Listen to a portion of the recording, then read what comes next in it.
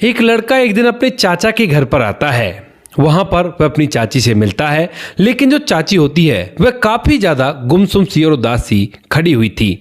तभी वह उससे कहने लगता है कि चाची क्या हुआ, आप इतनी उदास क्यों हो। लेकिन इस बात को सुनते ही जो चाची होती है वो एकदम से फूट फूट कर रोने लगती है। जब अपनी चाची को रोते हुए देखता है तो उसे चुप कराता है, और चुप कराने के बाद कुछ ऐसा होता है कि जो चाची होती है उस लड़के का हाथ पकड़कर अपने भतीजे का एक कमरे के अंदर ले जाती है। अब ये सब कुछ बिल्कुल अमानवीय था, लेकिन उसके बाद भी जब ये बात खुलकर सामने आती है और ये बात की पंचायत बिठाई जाती है तो पंचायत वाले भी ये फैसला देते हैं कि चाची को भतीजे के साथ ही रहना चाहिए और एक मंदिर में उन दोनों की शादी करा देते हैं। क्या कारण था जो गांव वालों ने ये फैसला लिया पंचायत में, पूरी सच्चाई के बारे में जानने के लिए वीडियो को अंत तक जरूर देखें। नमस्कार दोस्तों, मेरा नाम है जीतू और आप लोग देख रहे हो ब्रेंडमैन चैनल। वीडियो को ज्यादा से ज्यादा शेयर करें और चैनल को सब्सक्राइब करना ना भूलें ताकि मेरा हौसला बढ़ता रहे। राजस्थान के अलवर जिले के एक गांव के अंदर एक व्यक्ति रहा करता है जिसका नाम होता है राम सेवक। राम सेवक जो होता है वह बहुत ही बड़े परिवार से बिलोंग किया करता है। उसके पास लगभग 250 बीघा जमीन है, तो आप उसे जमींदार कह सकते हो। राम सेवक की जैसी उम्र 22 साल होती है तो उसकी शादी कराई जाती है और एक सावित्री नाम की महिला से उसकी शादी हो जाती है। सावित्री और राम सेवक अपने जीवन को निर्वाह करते हैं और धीरे धीरे समय बीतता है। समय के साथ साथ जो राम सेवक होता है उसको 2 बच्चे होते हैं, एक लड़की होती है और एक लड़का होता है। बड़ी लड़की होती है, छोटा लड़का होता है। और जब लड़की की उम्र लगभग 15 साल होती है और लड़के की उम्र लगभग 13 साल होती है तो उसी दौरान जो राम सेवक की पत्नी सावित्री होती है उसे एक बीमारी हो जाती है। अब जैसे राम सेवक अपनी पत्नी को लेकर हॉस्पिटल जाता है तो वहां पर उसे पता चलता है कि उसकी पत्नी को कैंसर हो गया है और उसका बच पाना बड़ा ही मुश्किल है क्योंकि फाइनल स्टेज का कैंसर है। अब राम सेवक के पास रुपए पैसों की तो कोई भी दिक्कत नहीं थी, तो इसी वजह से जो राम सेवक होता है वो पैसों को पानी की तरह बहा देता है, लेकिन उसके बावजूद भी वह अपनी पत्नी को नहीं बचा पाता है। जब पत्नी को वह नहीं बचा पाता और पत्नी इस दुनिया को छोड़कर चली जाती है तो उसके बाद वह काफी ज्यादा टूट जाता है और बहुत ही ज्यादा परेशान होने लगता है इस चीज से कि अब कैसे होगा, क्योंकि उसके बच्चे अभी इतने बड़े नहीं हैं जो अपने आप को संभाल सके और घर को संभालने के लिए एक महिला तो चाहिए होगी। ऐसा सोचकर जो राम सेवक होता है वह बहुत ही ज्यादा परेशान रहता है और इस बारे में अड़ोस पड़ोस वालों को भी पता चल जाता है। जब वो देखते हैं कि राम सेवक काफी ज्यादा परेशान है तो उसके कुछ जो हितैषी होते हैं वो कहने लगते हैं कि भाई तेरे पास तो अच्छी खासी जमीन जायदाद है, दूसरी शादी कर ले, कोई और महिला आएगी वो घर को संभाल लेगी, कौन सी बड़ी बात है इसमें। अब ये बात सुनकर राम सेवक को भी ये बात अच्छी लगती है क्योंकि अभी राम सेवक की उम्र लगभग 45 साल थी और 45 साल के बाद भी जिंदगी काफी ज्यादा बचती है और उसे लगने लगता है कि ये लोग सही कह रहे हैं और मुझे ऐसा ही करना चाहिए। ऐसा सोचकर वह अब अपने लिए इधर उधर शादी के लिए बोलने लगता है और कहता है कि भाई कोई भी हो मैं अपने आप से शादी करके ले आऊंगा, उन पर बिल्कुल भी पैसे का जोर नहीं पड़ेगा, बस मुझे घर को संभालने के लिए एक पत्नी चाहिए। ऐसा कहकर वह अपने लिए रिश्ता ढूंढता है और ढूंढने से कुछ लोग उसे एक रिश्ता बताते हैं जो कि एक जानकारी के थ्रू था, लेकिन लड़की की उम्र लगभग 18 साल थी। अब इस बात को सुनकर राम के सेवक जो होता है वो थोड़ा सा हिचकता भी है, लेकिन वो लोग कहते हैं जिन्होंने वो रिश्ता बताया था कि अब चिंता मत करो, कोई बात नहीं, 18 साल की है तो क्या हुआ, रहेगी तो तुम्हारी पत्नी ही, कोई भी दिक्कत नहीं है। इस बात को सुनकर जो राम सेवक होता है वह भी इस बात के लिए तैयार हो जाता है और उसके बाद उस लड़की के पिता से बात की जाती है। लड़की का नाम होता है संगीता और संगीता का जो पिता होता है वो पूरी तरह से शराबी होता है। संगीता की उम्र महज 18 साल है, लेकिन जो संगीता की माँ है वो कैसे भी करके कहीं भी उसकी शादी कराना चाहती है क्योंकि पिता रोज के रोज शराब पी कर आया करता और शराब पीने के बाद ये भी नहीं देखा करता कि घर में जवान बेटी है और उसके सामने ही कुछ ऐसी उलझुल हरकतें कर देता है जिनसे संगीता की जो माँ होती है वो काफी ज्यादा परेशान होती है। इन्हीं सभी के चलते वह चाहती है कि कैसे भी शादी हो जाए और जब यहाँ पर उसकी बेटी के लिए रिश्ता आता है तो वह इस बात के लिए हामी भर लेती है। कहती है कि ठीक है कोई बात नहीं, शादी हो जाएगी तो वहां पर चली जाएगी और बड़ा घर है तो कोई भी दिक्कत नहीं है, भले ही उसकी उम्र थोड़ी बहुत फालतू हो, मुझे कोई भी फर्क नहीं पड़ता, बस मेरी बेटी यहाँ से चली जाए। ऐसा कहकर वह तो शादी के लिए हामी भर लेती है, लेकिन तभी जब यह बात संगीता के पिता को पता चलती है तो वह इस बात से साफ साफ इनकार कर देता है। कहता है कि नहीं, मेरी बेटी की शादी ऐसे नहीं होगी और मैं शादी नहीं होने दूंगा। दूंगा। अब जो लोग होते हैं वो उससे कहते हैं कि भाई देख, तेरी बेटी की शादी ऐसे नहीं हो रही, वो खुद से शादी करके ले जाने के लिए तैयार है, तो तुम्हें तो पैसे करने ही नहीं है और अपनी जिंदगी को आराम से जीना, बेटी की शादी हो जाएगी। तो उसके बाद यहाँ पर जो उसका पिता होता है संगीता का, वह सोचने लगता है कि क्यों ना मौके का फायदा उठाया जाए, क्योंकि उसे पता था कि जो व्यक्ति है वह 45 साल का है और उसके 2 बड़े बड़े बच्चे भी हैं। तो इसी वजह से वह कहने लगता है कि ठीक है, अगर शादी करवानी है तो शादी तो हो जाएगी, लेकिन आपको ना मेरी एक शर्त माननी होगी। तो वो पूछते हैं कि बताओ क्या शर्त है। तो वो कहता है कि शादी तो मैं अपनी बेटी की करा दूंगा, लेकिन मुझे 2 लाख रुपए भी चाहिए, जिससे कुछ दिन का मेरा शराब का खर्चा चल जाए। इस बात को सुनकर वो लोग कहते हैं कि हाँ ठीक है, हम बात कर लेंगे, कोई भी दिक्कत नहीं है। ऐसा कहकर वो लोग वहां से वापस लौटते हैं और जब राम सेवक को यह बात पता चलती है कि 2 लाख रुपए लेकर वो शादी करने के लिए तैयार है, तो उसके बाद वह भी इस बात के लिए तैयार हो जाता है, क्योंकि उसके पास रुपए पैसों की कोई भी दिक्कत नहीं है। 250 बीघा जमीन है, उस पर वो खेती बाड़ी किया करता है। एक तरह से आप बड़ा जिम्मेदार उसे कह सकते हो। अब जब राम सेवक इस बात के लिए तैयार हो जाता है तो बात को आगे बढ़ाया जाता है और दोनों की शादी तय कर दी जाती है। शादी तय हो जाती है और शादी तय होने के बाद 17 अप्रैल 2025 को दोनों की धूमधाम और रीति रिवाज से शादी हो जाती है। शादी के अंदर किसी भी चीज की कोई कमी नहीं होती है और सब कुछ अच्छी तरह से संपन्न हो गया था। शादी होने के बाद जो संगीता होती है वह अपने पति राम सेवक के साथ उसके घर चली जाती है अलवर में, और वहां पर जाने के बाद जैसे सुहागरात होती है तो सुहागरात के दिन जो संगीता होती है वह अपने कमरे में बैठी हुई थी, और जैसे ही वहां पर राम सेवक आता है तो राम सेवक को देखकर वह एकदम से कपकपाने लगती है। राम सेवक जब उसे देखता है तो देखने के बाद कहने लगता है कि संगीता देखो, मैं तुमसे बिल्कुल भी फोर्स नहीं करूंगा, जब तुम्हारा मन हो जब तुम मुझे बता देना, उससे पहले मैं तुम्हें हाथ तक भी नहीं लगाऊंगा। संगीता जो होती है इस बात को सुनकर चुपचाप बैठी रहती है, लेकिन तभी यहां पर जो राम सेवक होता है उसे लगने लगता है कि कहीं ये वैसे न समझने लगे कि मेरे कुछ बस की ही नहीं है, और इसी वजह से उसके नजदीक जाने लगता है। अब संगीता जो कि पहले ही कपकपा रही थी, काफी ज्यादा डरी हुई थी, वह उससे कुछ भी नहीं कहती है और यहां पर इन दोनों के बीच में पहली बार संबंध बन जाते हैं। लेकिन संबंध बनाने के बाद जो राम सेवक होता है वह तो करवट लेकर सो जाता है, लेकिन संगीता को पूरी तरह से इस बात से काफी अजीब महसूस हो रहा था, क्योंकि जो राम सेवक है उसके पिता की उम्र का है और उसके साथ उसकी शादी हो गई है।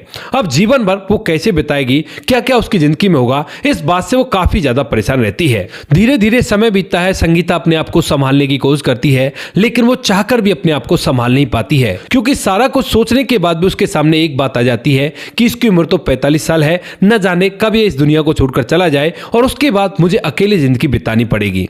ये बातें सोचकर वह अंदर ही अंदर काफी ज्यादा टूट जाती है, लेकिन किससे शिकायत करे, क्योंकि दोस्तों उसके जो पिता थे वह शराबी थे और शराब पीने के बाद उसने 2 लाख रुपए ले लिए थे शराब पीने के लिए और उससे उसकी शादी करा दी थी।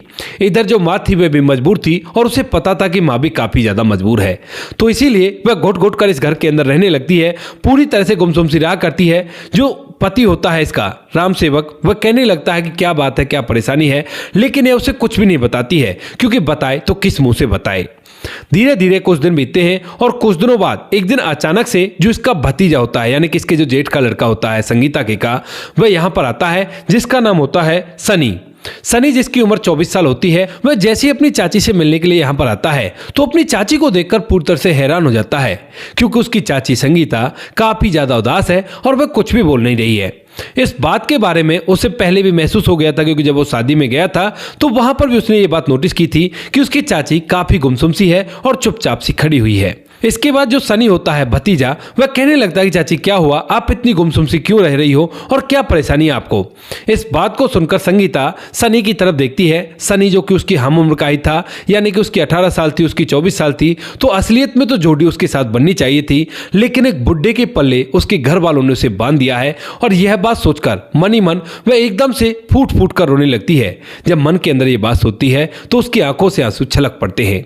जब सनी अपनी चाची की आंखों में आंसू देखता है तो एकदम से कहने लगता है कि क्या हुआ चाची, कोई बात भी तो हुई होगी, आप इस तरह से मत रो, क्या मैंने कुछ गलत पूछ लिया, क्या आपको नहीं पूछना चाहिए था कि क्या परेशानी है, तो कोई बात नहीं, मैं अपने शब्द वापस लेता हूं और मैं जा रहा हूं यहां से। लेकिन तभी जो संगीता होती है वो एकदम से उसे रोकती है, कहती कि नहीं ऐसी कोई बात नहीं है, वो दरअसल कुछ बातों को सोच कर दिमाग में ऐसा हो गया मुझे।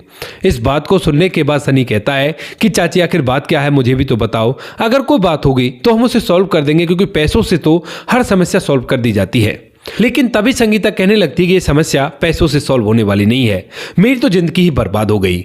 सनी पूछता है कि वो कैसे, तो वो कहती है कि वो ऐसे कि तुम्हारे चाचा की उम्र 45 साल है और मेरी उम्र अभी 18 साल है। मेरा जीवन तो ऐसे निकल जाएगा और तुम्हारे चाचा मुझसे पहले इस दुनिया को छोड़कर चले जाएंगे। अब बताओ मैं करूँ तो क्या करूँ, क्योंकि मैं जवान हूँ और वो बूढ़े हैं, वो मुझे बिल्कुल भी संतुष्ट नहीं कर पाते। ये बात संगीता खुले खुले कह देती है और इस बात को सुनने के बाद जो सनी होता है वह भी मन के अंदर सोच विचार करने लगता है। कहता है कि चाची फिर इसका क्या किया जाए। तो उसके बाद जो संगीता होती है वो कहती है कि अब कर भी क्या सकते हैं, मेरी नियति है और नियति की वजह से मुझे सब कुछ झेलना पड़ेगा। ऐसा कहकर वह रोते हुए वहां से चली जाती है और इसके बाद जो सनी होता है वह भी अपने घर पर फिलहाल तो चला जाता है, लेकिन उसके बाद बार बार वह यहाँ पर आने लगता है और चाची का दुख बांटने की कोशिश करता है। लेकिन इसी दौरान न जाने कैसे इन दोनों को एक दूसरे से प्यार हो जाता है और ये प्यार कुछ इस तरह का हो जाता है कि यहाँ पर जो सनी होता है वह अपनी चाची से एक दिन कह डालता है कि चाची मैं ना तुमसे प्यार करने लगा हूँ। अब जिस दिन ये बात उसने कही थी उस दिन जो उसके चाचा थे वो बाहर गार्डन में बैठे हुए थे और यह बात सुनकर जो संगीता होती है वह भी अब तक मनी मन उससे बहुत ज्यादा प्यार करने लगी थी, क्योंकि जब पहली बार उसने उसे देखा था तो उसे लगा था कि जोड़ी तो इसके साथ बन सकती है, कहाँ बुड्ढे के चक्कर में फंस गई। अब इसी वजह से वह कहती है कि कोई बात नहीं, चुप हो जाओ, फिलहाल तो ये सब कुछ नहीं हो सकता, तुम ऐसा करो मुझे अपना नंबर दे दो और नंबर देने के बाद जब किसी दिन मैं अकेले घर पर रहूंगी तो उस दिन तुम मुझे बता देना, क्योंकि मैं भी तुमसे प्यार किया करती हूँ। इस बात को सुनकर यहाँ पर जो सनी होता है वह संगीता को अपना नंबर देता है, संगीता भी उसका अपना नंबर दे देती है और यहाँ से जो सनी है वो वापस चला जाता है। लेकिन अगले ही दिन जैसे दोनों बच्चे स्कूल जाते हैं और उसका जो पति होता है राम सेवक वह खेतों पर जाता है काम देखने के लिए, तो उसी दौरान जो चाची संगीता होती है वह अपने भतीजे पर फोन कर देती है और उसे घर के अंदर बुला लेती है। घर के अंदर बुलाने के बाद जो सनी होता है वह एक सोफे पर बैठ जाता है, लेकिन तभी संगीता आती है उसके पास और उसका हाथ पकड़कर उसे कमरे के अंदर ले जाती है। अब जैसे वो उसे कमरे के अंदर ले गई थी तो उसके बाद दरवाजा बंद हो गया था और फिर वो सिलसिला चलने लगता है, जो सिलसिला शायद इन दोनों के बीच में नहीं चलना चाहिए था, रिश्तों की मर्यादा को देखते हुए। धीरे धीरे समय बीतता है और समय के साथ साथ जब इन बातों को काफी दिन बीत जाते हैं तो जनवरी का समय आ जाता है, यानी कि अक्टूबर 2025 का ये मामला है जब संगीता अपने भतीजे का हाथ पकड़कर उसे कमरे के अंदर ले गई थी और उसके बाद धीरे धीरे जनवरी का महीना आ जाता है 2026 में। जनवरी के दिन वो कहते हैं ना कि ऐसी बातें छुपाई नहीं छुपती, तो ऐसा ही यहाँ पर होता है दोस्तों। एक दिन जब घर में कोई भी नहीं होता, पति खेतों पर गया हुआ है, तो उसी टाइम संगीता अपने भतीजे को बुलाती है और घर के अंदर उसे कमरे के अंदर ले जाकर उसके साथ आपत्तिजनक स्थिति में हो जाती है। लेकिन वहीं पर वह आज दरवाजे की कुंडी लगाना भूल गई थी अंदर से, और इसी वजह से जो पति होता है वह किसी काम से घर पर आता है और घर पर आने के बाद जब दरवाजा खुला हुआ देखता है तो उसके बाद घर के अंदर आता है, सोचने लगता है कि क्या हुआ, घर का दरवाजा कैसे खुला है, घर के अंदर जब कोई पत्नी अकेली है तो दरवाजा तो बंद होना चाहिए था। ऐसा सोचकर जैसे ही वह घर के अंदर आता है तो उसे कमरे के अंदर से कुछ आवाजें सुनती है और इन आवाजों को सुनने के बाद वह चुपके चुपके उस कमरे तक भी पहुंच जाता है। कमरे का दरवाजा भी खुला हुआ था और जैसे ही कमरे के अंदर का नजारा राम सेवक देखता है तो उसके पैरों तले से जमीन खिसक जाती है और वह एकदम से पीछे हट जाता है। अब दोनों ने यानी कि संगीता और सनी ने उसे नहीं देखा था और वो लोग अंदर ही रहते हैं। राम सेवक बाहर आकर हॉल में बैठ जाता है और थोड़ी देर बाद जब वो दोनों बाहर निकलते हैं तो उसके बाद राम सेवक अपनी पत्नी को खरी खोटी बातें सुनाने लगता है।